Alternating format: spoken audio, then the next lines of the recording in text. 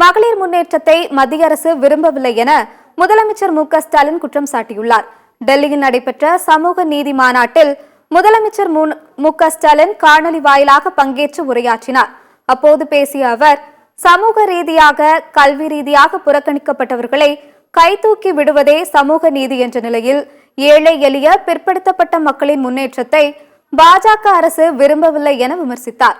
அதேபோல் மகளிர் முன்னேற்றத்தையும் மத்திய பாஜக அரசு விரும்பவில்லை என குற்றம் சாட்டினார். பாஜக சமூக நீதிக்கு எதிரானது என்று விமர்சித்த முதலமைச்சர் 10 ஆண்டுகால ஆட்சியில் இடஒதுக்கீடு முறையாக பின்பற்றப்படவில்லை என்று குறிப்பிட்டதோடு மத்திய அரசில் காலியாக உள்ள ஓபிசி, எஸ்சி பணியிடங்களை நிரப்ப வேண்டும் என வலியுறுத்தினார்.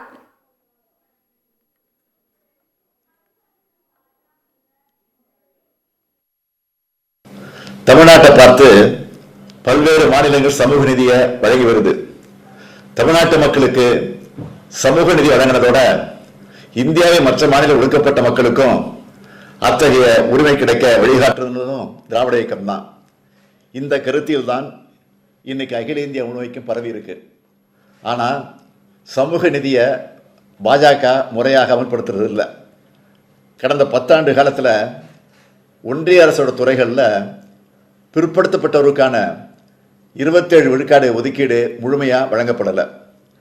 ஏழை எளிய பிற்படுத்தப்பட்ட பட்டியலின பழங்குடியின மக்கள் முன்னேறுதலை பாஜக விரும்பலை. அதனால தான் அவங்க சமூக நீதிக்கு எதிராக இருக்கிறாங்க. இடஒதுக்கீட்டில் பொருளாதார அளவுகோலாக நுழைக்க துடிக்கிறாங்க. ஏழை எளிய மக்களுக்கு பொருளாதார உதவி செய்கிறத நாம் தடுக்கலை. ஆனால் சமூக ரீதியாக பின்தங்கியவர்களுக்கு வழங்கப்பட வேண்டிய இடஒதுக்கீட்டை பொருளாதார அளவுகோலை மட்டுமே அடிப்படையாக வச்சுட்டு பொது பிரிவினருக்கும் வழங்குறது தான், அதை தான் எதிர்க்கிறோம்.